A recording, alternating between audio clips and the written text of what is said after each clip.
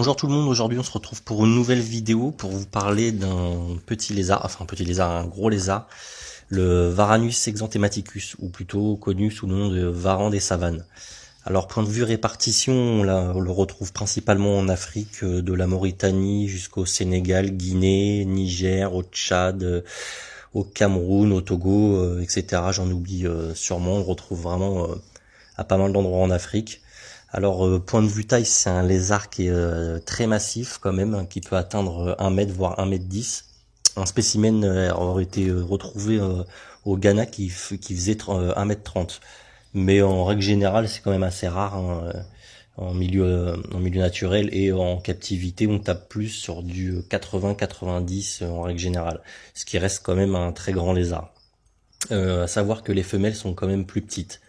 Point de vue espérance de vie, on est sur du 20 ans minimum. Alors quand on prend ce lézard-là, on s'engage, faut savoir hein, qu'on s'engage quand même sur 20 ans. Point de vue mœurs, c'est un lézard terrestre et diurne, plutôt actif et plutôt craintif.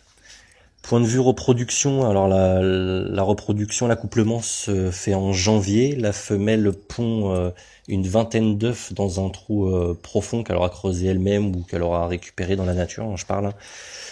Et après 6 mois d'incubation, les œufs éclosent et ça donne des naissances à des bébés d'une quinzaine de centimètres environ. Point de vue maintenance. Alors moi, c'est ce que j'ai fait, hein.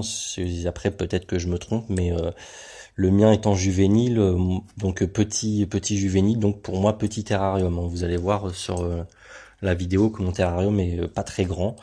Il fait 1 mètre, je crois, par 1 mètre par 60 de haut, par 40 de profondeur, un truc comme ça.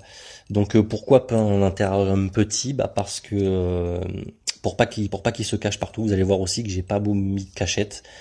Donc c'est pour vraiment qu'il s'habitue à nous, qu'il reste pas planqué et qu'il devienne moins craintif, quoi. Parce que vraiment petit, c'est craintif. Après point de vue terrarium, donc une grosse gamelle d'eau, hein, pour qu'il puisse boire et puis se baigner. Point de vue substrat, moi j'utilise du coco, hein, ça retient bien l'humidité. Alors je fais vraiment une partie sèche où le coco je l'humidifie pas, et une partie où il y a son bac d'eau, je vaporise beaucoup d'eau parce qu'il aime bien se mettre à l'endroit frais de temps en temps.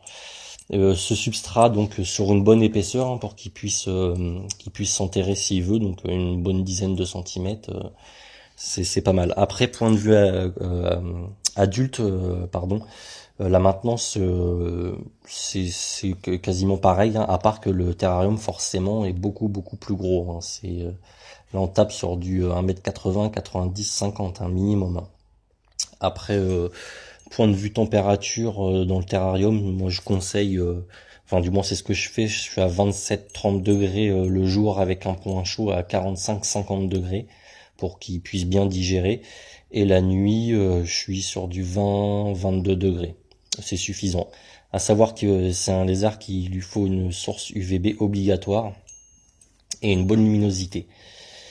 Voilà tout ce que je peux dire sur la maintenance.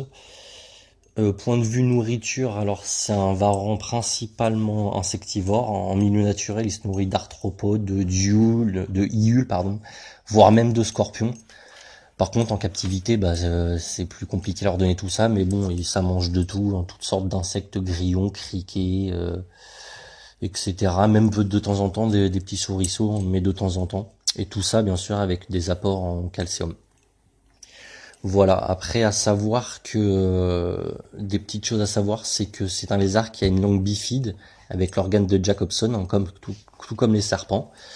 Point de vue température, alors même si c'est un varan des savanes, faut pas mettre des températures trop hautes, parce que dans le milieu naturel, on s'est rendu compte qu'il aimait bien quand les températures sont trop hautes, c'est s'enfouir. Donc en captivité, terrarium trop chaud est égal varan qui va se cacher au point frais et voire s'enterrer. Après, point de vue adulte, moins juvénile mais adulte, attention au nourrissage, car il y a des risques fréquents d'obésité sur les varans des savanes, donc attention à pas trop le surnourrir. Alors point de vue manipulation, d'habitude j'ai tendance à dire que des animaux des reptiles, plus ou du moins on les manipule pas ou le moins possible. Mais le varan des savanes, moi pour ma part, je le manipule pas tous les jours, mais presque, hein, donc régulièrement, vraiment pour qu'il s'habitue à moi.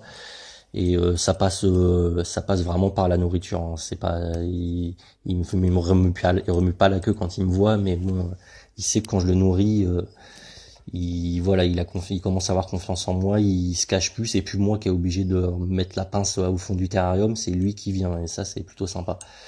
Donc c'est un lézard qui est un des plus intelligents dans le règne des lézards, hein. Donc moi j'essaye pour ma part de le stimuler. Alors dans son terrarium, j'ai mis une balle accrochée.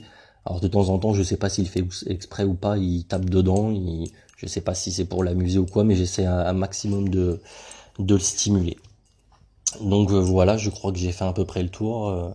J'espère que cette vidéo vous aura plu. Si vous avez des questions, n'hésitez pas. Et un petit pouce bleu, ça me ferait plaisir. Allez, ciao!